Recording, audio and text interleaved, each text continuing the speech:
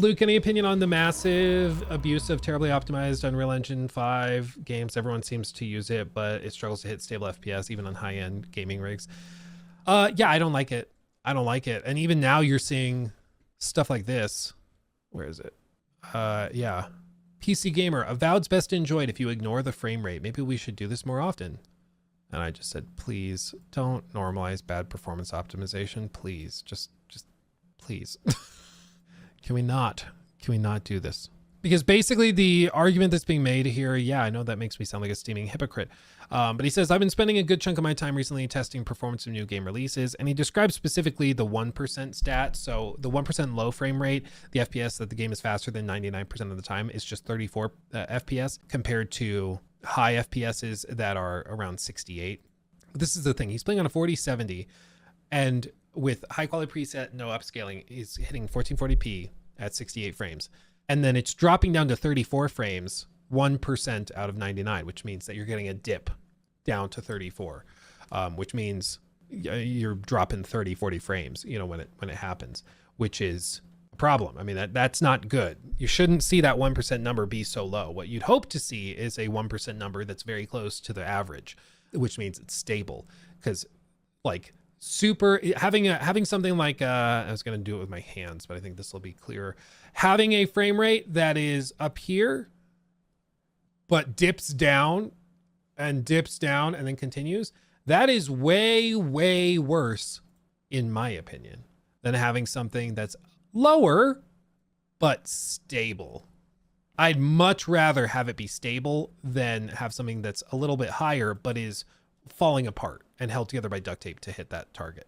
And this is kind of what Avowed's performance is like. It's pretty, this is fine, and then it's really bad, and then it catches up, and then it's really bad, and then it's okay.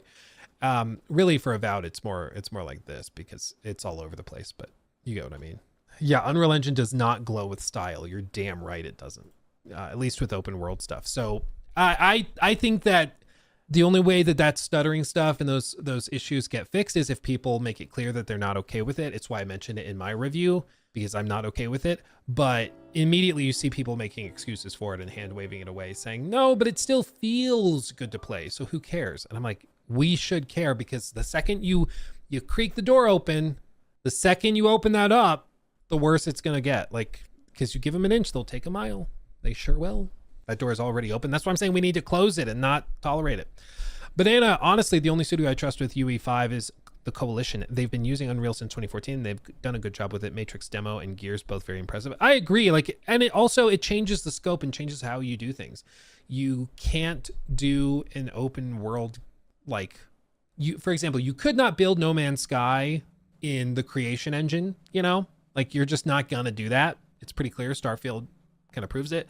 And so if you're working with this tool set, what you're making is going to have to look a little bit different based on what tools you're using. And I feel like the more experienced devs get with Unreal Engine 5, they'll understand what they can and can't do. It just takes that experience. And unfortunately, a lot of companies learn the hard way what they can and can't do. You know, is it budget concerns that cause bad optimization? I think it's also executives that just force the game out and are like, yeah, good enough. Because if you need to polish something, it can take 3 months to really polish up a game, or 6 months, or even a year to really polish the crap out of it.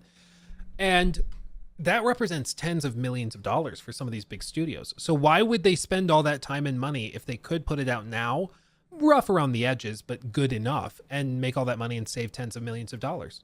Makes way more sense. Just shove it out now. If you're the executive, if you're like, yeah, some people on X are going to freak out. Some YouTube streamers will freak out, but it'll be fine. People will still buy it. Why wouldn't you just put it out? I don't necessarily blame them, because people keep buying it, you know?